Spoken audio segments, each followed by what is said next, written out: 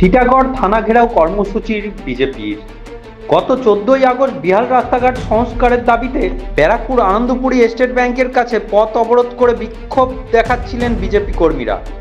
অভিযোগ, সেদিনের শান্তিপূর্ণ আন্দোলনের ওপর পুলিশ হামলা চালিয়েছে। তারই প্রতিবাদে সোমবার সন্ধ্যায় বিজেপি ব্যারাকপুর সাংগঠনিক জেলার তরফে টিটাগড় থানা ঘেরাও কর্মসূচির ডাক দেওয়া হয়েছিল। উক্ত কর্মসূচিতে যোগ দিয়ে ব্যারাকপুরের প্রাক্তন সাংসদ অর্জুন সিং বলেন, ব্যারাকপুর মঙ্গল পাণ্ডের ভূমি, ব্যারাকপুর আন্দোলনের মাটি। তার দাবি, ব্যারাকপুরের লোকেরা পুলিশের সঙ্গে লড়াই করতে জানে, ব্যারাকপুরের লোকেরা পুলিশকে ভয় পায় না। বিজেপি নেতার কথায় তারা গান্ধীজিকে সম্মান করেন, কিন্তু তারা গান্ধীর নীতিতে বিশ্বাসী নয়।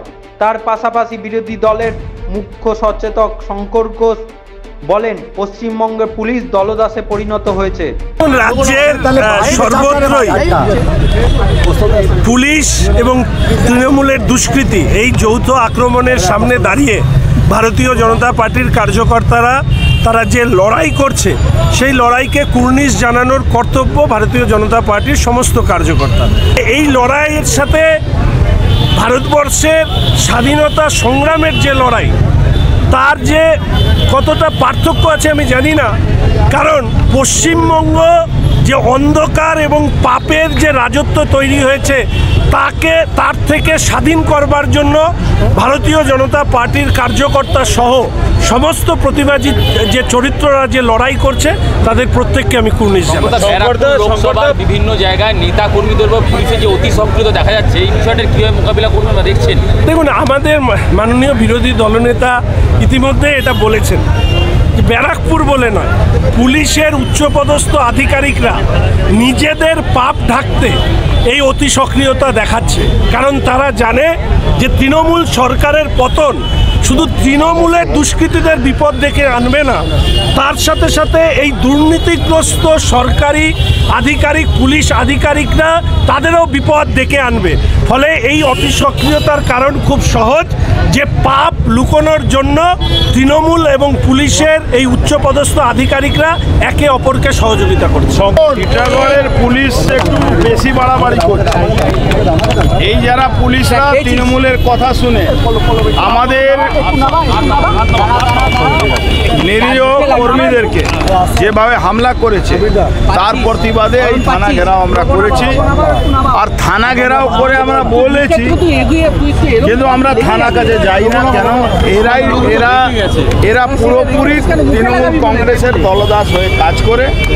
এরা লুট করার জন্য যথেষ্ট দিয়ে পায় না, কিন্তু লুট করার জন্য, রাজনীতি করার জন্য এরা তৃণমূল কংগ্রেসের সঙ্গে। বলছি, মোকাবিলা করবেন কিভাবে? দেখো ভাই, মোকাবিলা করার জন্য তো তোমাকে বলতে হবে না বা বলতে পারবো না।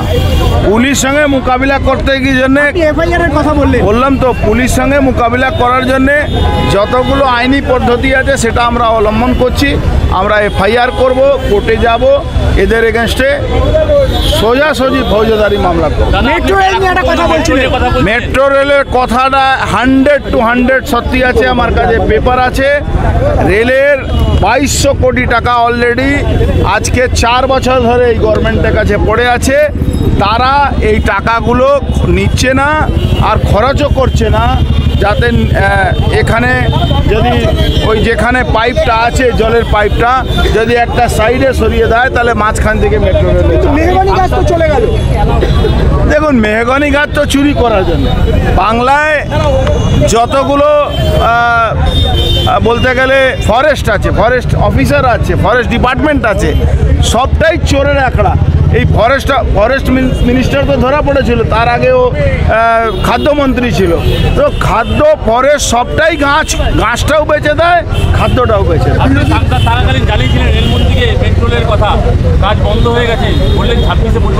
আমি কি বলেছি? আমি বলেছি টাকা এখনো পড়ে আছে। রাজ্য সরকার যে মাঝখান থেকে পাইপ লাইন যে জায়গার যে পাওয়ার দরকার, যেন মাঝখান থেকেই যাবে, ওদেরকে শিফটিং করার জন্য রেল টাকাও অ্যালট করে রেখেছে।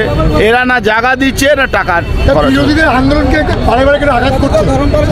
দেখুন, বিরোধীদের আন্দোলনটাকে ওরা দমাবার চেষ্টা করবে, কিন্তু যা পরিবেশ, যা মাহল যেভাবে মানুষ মমতা ব্যানার্জি চুরি করার প্রতিবাদে নেমেছেন, মমতা ব্যানার্জির ডাকাতি, ছিনতাই, কয়লা, লোহা, পাথর, বালি, পুকুর ভরাট, চাকরি চুরি, সবার প্রতিবাদে বাংলার মানুষ একটা জায়গায় এসছে আর তার বিরুদ্ধে লড়াই